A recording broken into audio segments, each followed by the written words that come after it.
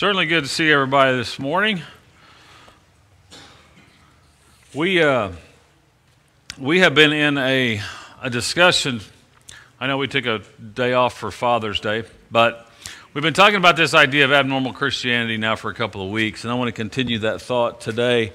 If you remember from Romans chapter 12, verse 2 tells us this: "Do not be conformed to the world, but be transformed by the renewal of your mind, that by testing you may discern what is the will of God and what is good and acceptable and perfect." We've been talking about the idea that Christianity in our culture today is abnormal because there are things within the world that are considered normal that we as followers of Jesus Christ just cannot do.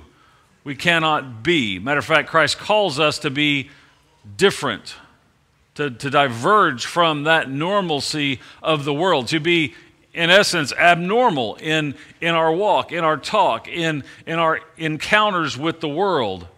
And if you remember from our last discussion, we saw from the Sermon on the Mount, Jesus, he begins and he tells us, "I tell you, unless your righteousness exceeds that of the scribes and the Pharisees, you will never enter the kingdom of heaven." And we saw from that discussion, and I want you to keep this in front of you, that Jesus wasn't talking to these people about how well they kept the law. Okay? He's not saying you have to keep the law better than the Pharisees kept the law. What he's saying is you have to allow the Word of God, the law of God, to transform you better than what the Pharisees allowed the law to transform them. You see, Jesus has always been and will always continue to be about transformation, about change, about moving us more into the likeness of His own image. That's what it's all about.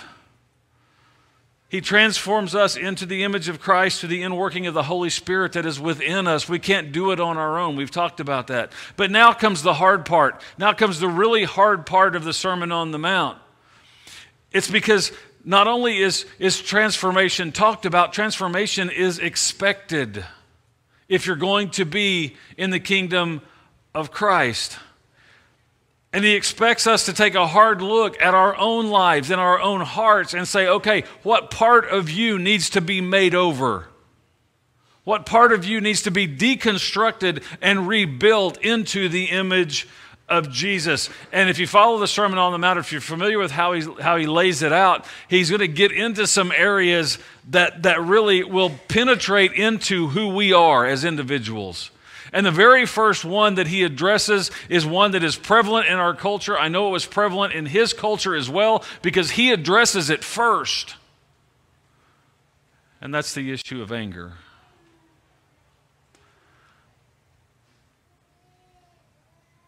I don't know about you, but the world just seems angry. I want you to hear what Jesus has to say. If you got your Bibles, turn to Matthew chapter 5. We'll start in verse 21. Jesus tells us this: "You have heard that it was said to those of old, 'You shall not murder, and whoever murders will be liable to judgment. But I say to you that everyone who is angry with his brother will be liable to judgment. Whoever insults his brother will be liable to the council, and whoever says 'you fool' will be liable to the hell of fire. So if you are offering your gift at the altar and there remember that your brother has something against you, leave your gift there before the altar and go. First be reconciled to your brother and then come and offer your gift. Come to terms quickly with your accuser while you are going with him to court, lest your accuser hand you over to the judge and the judge to the guard and you be put in prison. Truly, truly, I say to you, you will never get out until you have paid the last penny." Now, I had fully intended to take a deep dive into this idea of anger this morning and then move on to the next topic that he discusses next week. But as I got into it, I figured out really quick, there's no way I can do this in 1 week. So you're going to get half today and half next week. But the first thing I want us to see is this idea that Jesus addresses in his society was anger. He understood that people got angry.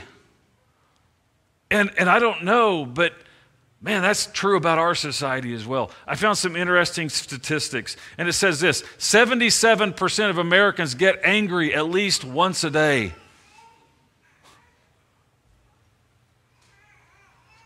That's 3/4 of you.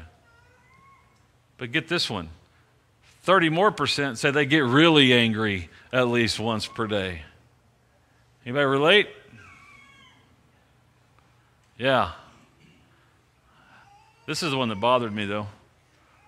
42% of Americans say they are angrier now than they ever have been in the past. Folks, we got a culture that's angry.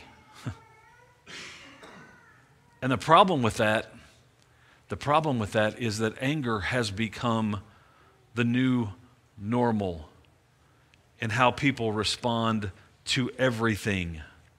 Violent crime is on the rise. Road rage issues are on the rise. For the last year, we've watched as town after town has suffered through rioting and looting. We see anger expressed in our world day in and day out, and it has become normal. It has become normal to respond in anger. But now, before we go any further, we need to clarify something. And that's the fact that anger in and of itself is not sinful. Let me say that again. Anger is not sinful. Matter of fact, Paul will tell the church at Ephesus, be angry and do not sin.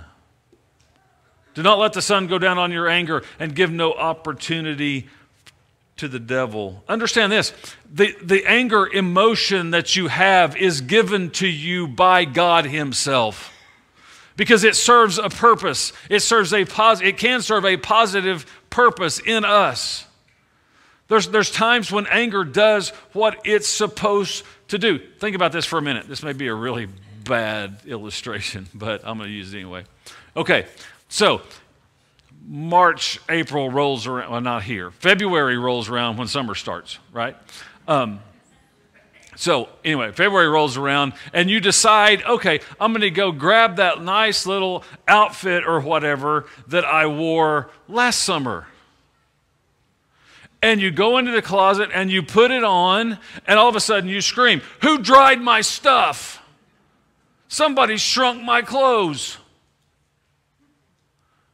And then as you walk out of your closet, you see the scale and you step on the scale and you realize, nope, nobody's shrunk my clothes. And it makes you mad. It makes you mad that you can't put that on. And then that anger motivates you, hopefully, to maybe change the way you eat, or to maybe exercise a little more, or to do something in order to change so that you can put it back on. That anger motivates you to do something positive. Understand this. We know it's entirely possible to be angry without sinning because we know, one, God gets angry. We know that Jesus got angry, and neither one of them sin. Right? It's entirely possible. There is a thing known as righteous anger. But let me also say, the righteous anger that we see expressed by Jesus, that's a far cry from the anger that is touted as righteous by many today. There are many doing all kinds of evil deeds, claiming it to be righteous because of a cause. That's not what we're talking about. Righteous anger is getting angry at the things that are not of God. It's getting angry at things that are caused by sin, by death, any form of evil. And we as followers of Jesus Christ are called to be angry at the things that oppose Christ and His image. We should be. We should be angry at the things that denounce our God. We should be angry at the things that denounce our Lord. We should be angry at the things that denounce our church. Those things should make us angry. But you see, there's a problem with defining our anger as righteous, especially when the situation that angers us is only a matter of opinion or feeling.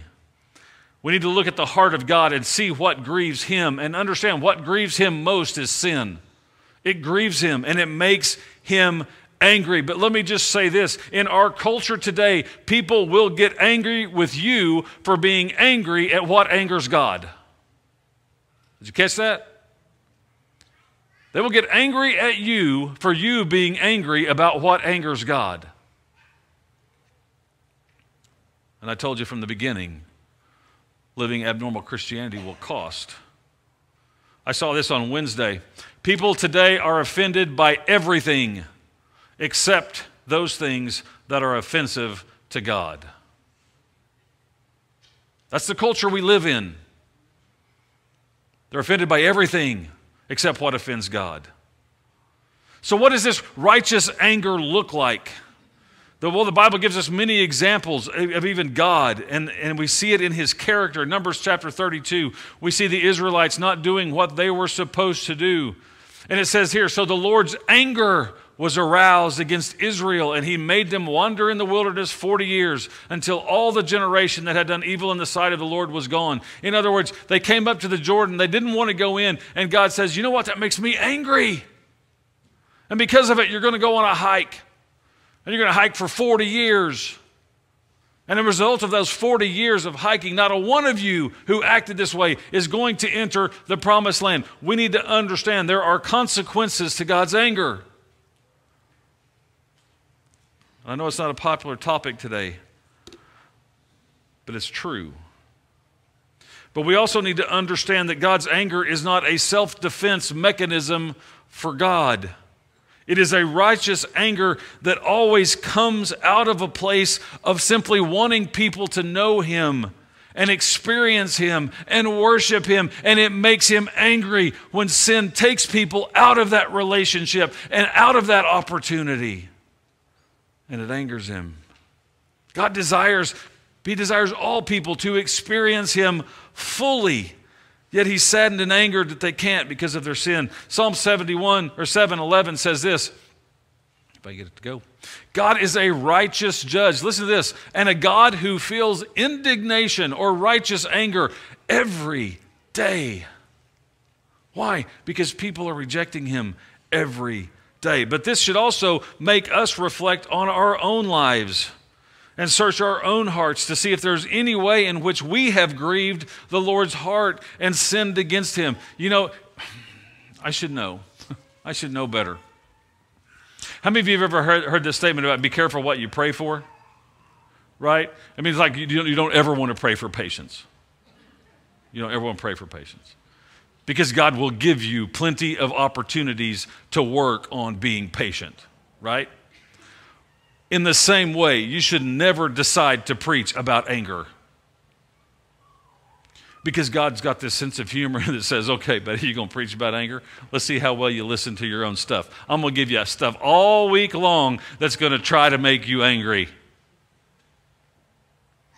And sometimes it did. So understand, I'm preaching to you. Only because I've already preached it to me. Okay?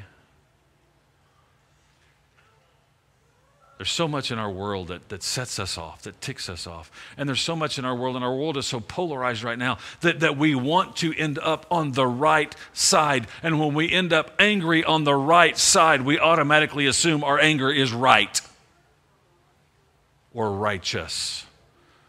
But we got to understand, if we're talking about righteous anger, we have to understand why God gets angry. It's because when God formed the world and created everything in it, He made it perfect, and He made it good, and He made it sinless. And He enjoyed relationship with mankind in that garden, in that space. And then sin enters and destroys that perfect creation that He had created. And for 4,000 years of recorded biblical history, we have this plan working out to the point where Jesus comes, and finally Jesus says, you know what? I'm going to come, and I'm going to live, and I'm going to die, and I'm going to sacrifice myself on a cross to pay for the righteous anger that God has been storing up for those who are disobedient to Him. And He paid that price for you, and He paid it for me, because we inherently are sinful. We are evil. That's who we are. We talked about it in the very first lesson. Sin, evil, same thing. We get that. And so Jesus comes and He dies for us so that God could bring us back in. And that anger, the result of that anger, God's wrath, wouldn't be poured out upon us. And so when God sees mankind and He sees, you know what, I've done what I need to do to create a situation in which you don't have to suffer my wrath, and yet you don't take it, yeah, that's going to make Him mad. But not out of a sense of he's got to be right, but out of a sense of I can't believe my child won't come. So we have this idea of righteousness. But we got to understand, without Jesus taking on our punishment, we would all die the death we all deserve. Which gives us the reason behind Jesus' own righteous anger that we see in the New Testament. We see him being angry, yet without sin. In Matthew chapter 12, there's an issue. Jesus goes in to heal this guy. Let's just read it, 12 through 14. Jesus entered the temple and drove out all who sold and bought in the temple. And he overturned the tables of the money changers and the seats of those who sold pigeons. He said to them, "It is written, my house shall be called a house of prayer, but you have made it a den of robbers." And the blind and lame came to him in the temple, and he healed them. Now, understand, Jesus' anger is directed at those who were buying and selling in the temple, because the temple was supposed to be a place that was holy and righteous. And his desire was then to drive out all forms of idolatry from that holy and righteous place. It was a place that was designed for people to get to know God better. That's what the temple idea was all about. Come and experience God. Come and see who God is.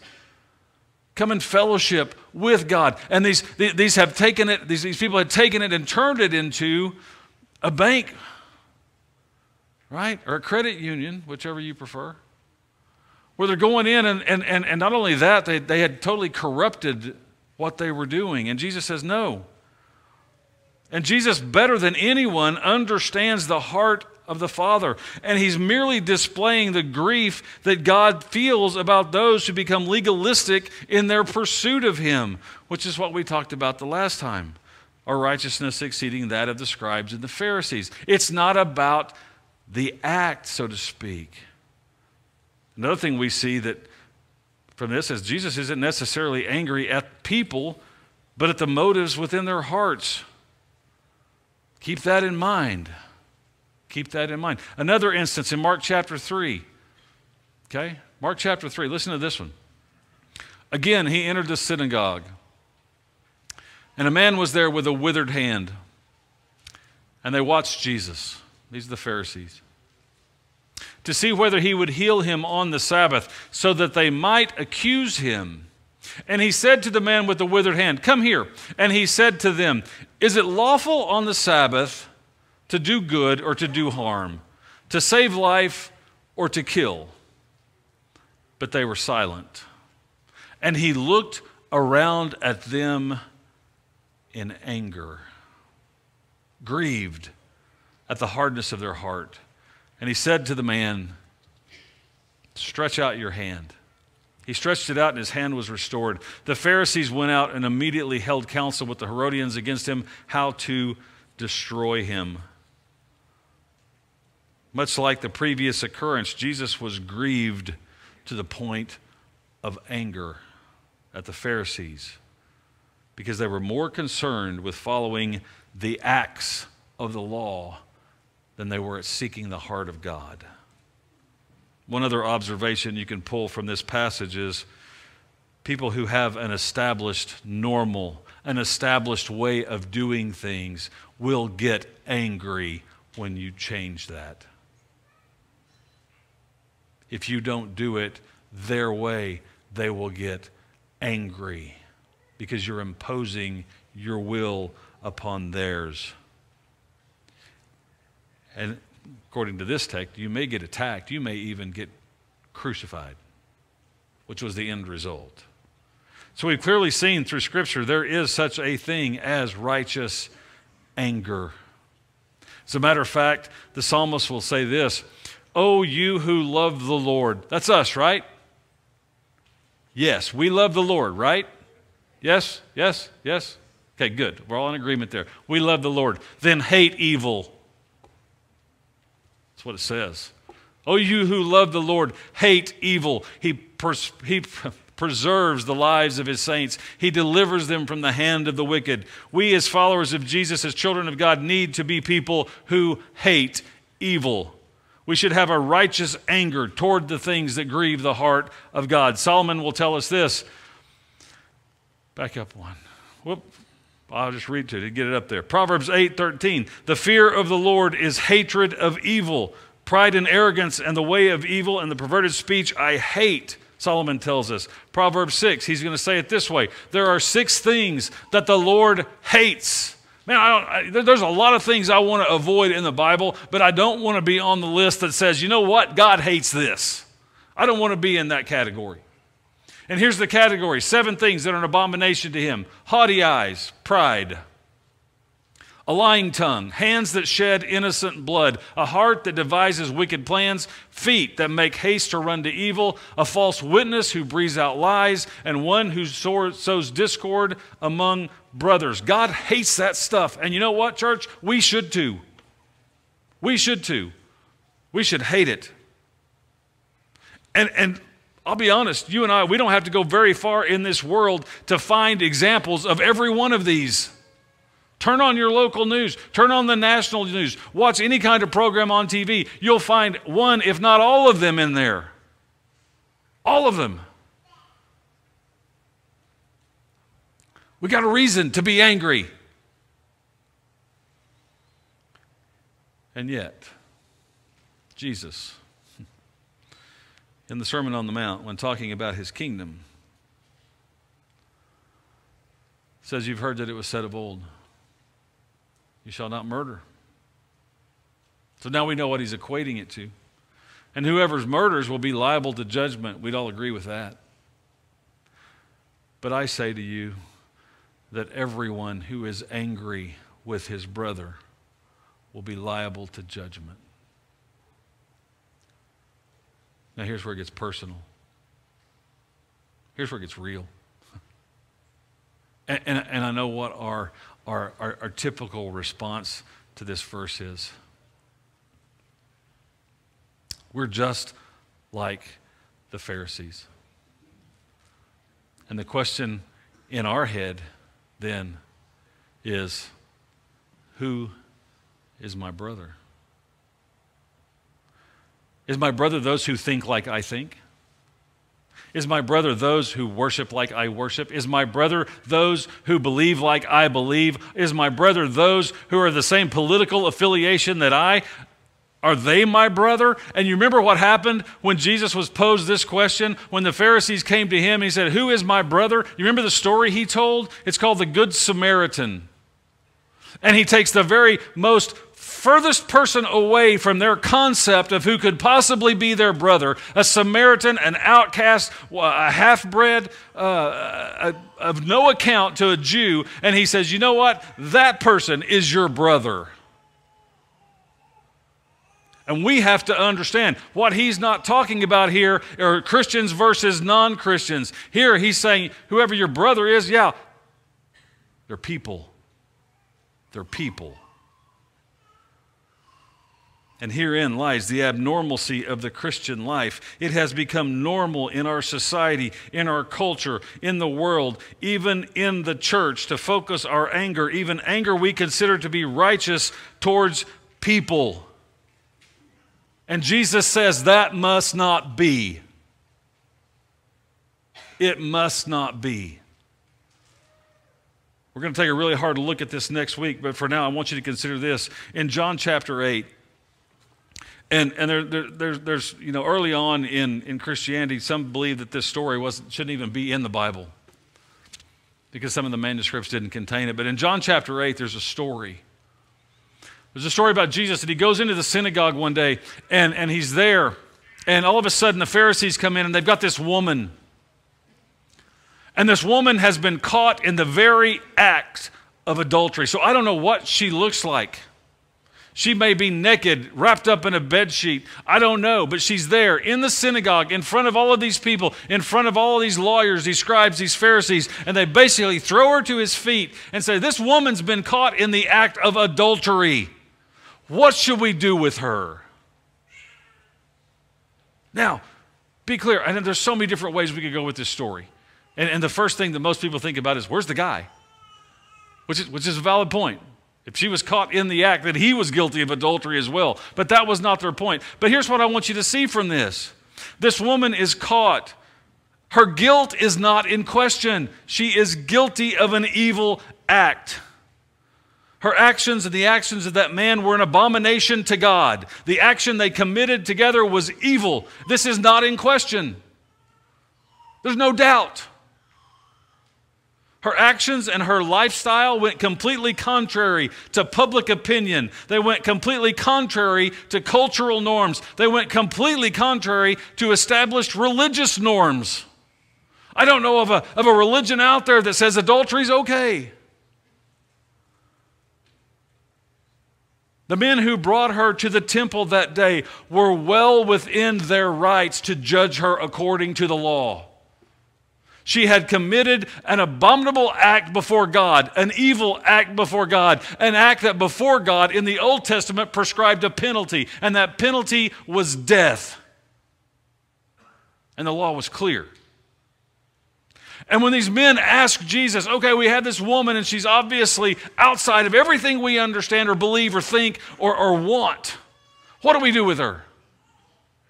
And Jesus' response is telling to their culture and to ours. And he simply says this: let him who is without sin or evil among you be the first to throw a stone at her. In other words, you want to take this woman and execute her, then fine. If you have no evil in your life, if you have no sin in your life, pick up a rock and chunk it. Go. And what happens? They all take a hard look at themselves and they walk away. Now, don't misunderstand this. Jesus is not going soft on sin. He hates sin. As a matter of fact, the very last thing he tells this woman is not, oh, just go back to your lifestyle and do whatever you want. No, the very last thing he tells her is go and sin no more. Stop doing what got you in this predicament in the first place. Stop doing that sin that got you drug in here. Why? Because God hates sin. Jesus hates sin. But understand, they both love people. And the biggest problem that the world out there has with the church, has with Christianity today, is they see us angry at sin and they see us angry at people. But the reality is we have to get to the point where we can see and focus our anger on the lifestyle, but still love and value the people.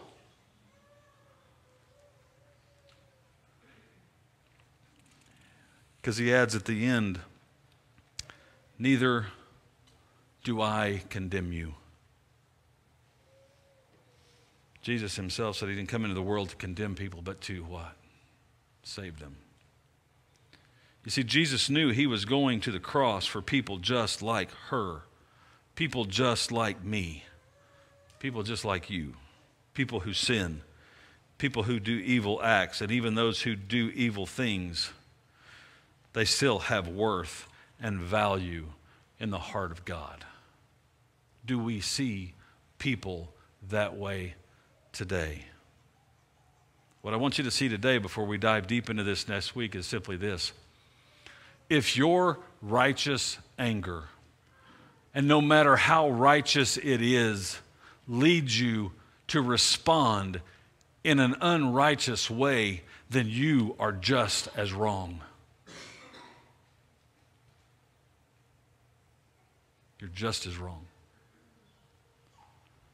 And what we will see from Jesus is simple. Not valuing and loving people, all people, is unrighteous. No matter what evil act they may have committed or are continuing to commit, they still have value to God. And they must have value to us. And I know there's going to be pushback from this.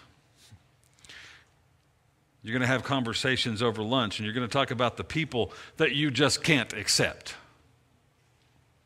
that you just can't value. And when you do, make sure you include this little gem in your conversation. God shows his love for us in that while we were still sinners, while we were still evil people, Christ died for us. For us. God loved you and me when we were still evil, when we were still sinners. He valued us even when we were totally contrary to the desire of his heart. He had every reason to express his righteous anger and kill us all, and that would have been just and that would have been righteous. But he valued us enough, even in our evilness, to allow his son, his only son, to take our place and to die on a cross for us. So then how can we, how dare we even, we who have been valued and loved by God, in the depth of our own sinfulness, not value and love people, all people, and we do so in the name of righteousness? I can devalue you because of my righteous anger? No. No. I can have righteous anger because of your behavior is contrary to the heart of God, but you have value to God, and therefore you have value to me. I may not condone your lifestyle. I may not condone your sexuality. I may not condone your political affiliation. I may not condone the color of shoes you wear, but understand this, it's irrelevant because as a person you matter to God. And if you matter to God, you matter to us. You got sin in your life? We all do. And it's only through the transformational power of the Spirit working in us and through us that we all come into the righteousness imputed upon us by God himself through Jesus Christ. Our righteousness on our own is as filthy rags, but Jesus comes and he cleanses us and he gives us his righteousness. So when we consider our anger, when we consider our righteous anger, we need to be very, very, very careful. It is totally possible to be angry, to be righteously angry about the sin and evil that is so prevalent in our world. But at the same time, we have to be people who love and value all people. Because understand, if we don't, what chance will they ever have of coming into contact with the gospel of Jesus Christ? If they think we hate them, will they listen? No, they won't.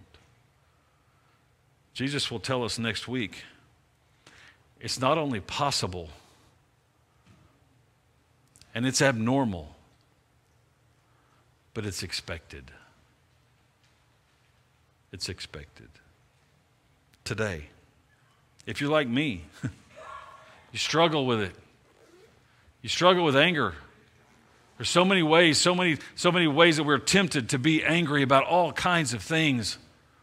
And sometimes we impugn this righteousness into ourselves. I'm righteous in my anger because whatever. Yeah, and you know what? You may be.